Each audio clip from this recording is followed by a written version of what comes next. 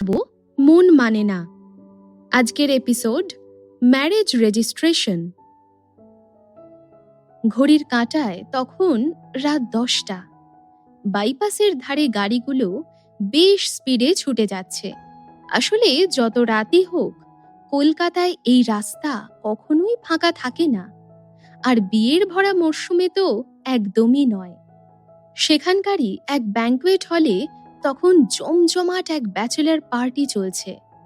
আসলে তনিমা তার বন্ধু বান্ধবদের জন্য একটা ব্যাচেলার পার্টির আয়োজন করেছে। তনিমা নামের মানে হলো সৌন্দর্য।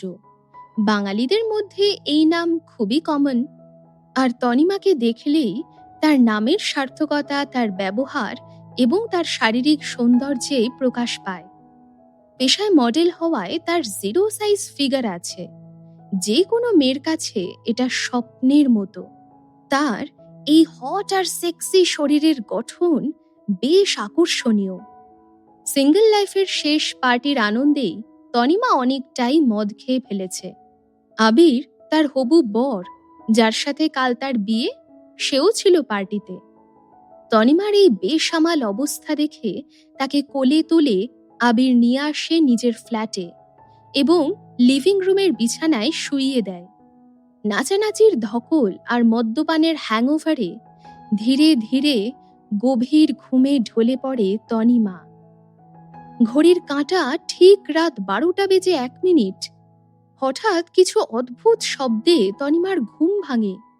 খানিকটা থতমত খেয়ে উঠে বসে আস্তে আস্তে নিজের চোখ দুটো খোলে। মাথাটা তখনও ভীষণ যন্ত্রণা করছিল তার। না, প্রথমে কিছুই বুঝতে পারেনি সে। তাছাড়া গোটা ঘরটা অন্ধকার। একটা ডিম লাইটের হালকা আলোয় চোখ দুটো কচলে সে চেষ্টা করে কিছু দেখার। হ্যাঁ, এবার ওর কাছে ব্যাপারটা পরিষ্কার। তনিমা বুঝতে পারে সে রয়েছে আবিরের ফ্ল্যাটে।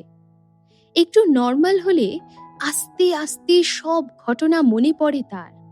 ব্যাচেলার পার্টি, হই হুল্লোড় আর লিমিটলেস ড্রিঙ্কিং। মনে মনে ভাবে তনিমা, ও এই কারণেই বুঝি আবির আমাকে ওর ফ্ল্যাটে নিয়ে এসেছে। আবিরের এই যত্ন দেখে ভীষণ খুশি হয় তনিমা। আর তখনই হালকা আলোয় সে যা দেখে, তার মন সেটা মানতে চায় না। ঘরের এক কোণে একজন পুরুষ এবং একজন মহিলা একে অপরকে পাগলের মতো চুমু খেয়ে যাচ্ছে, যেন এটাই তাদের কাছে শেষ সুযোগ। চমকে ওঠে তনিমা। ওর মনে হয় ওর মাথায় যেন বাজ ভেঙে পড়েছে।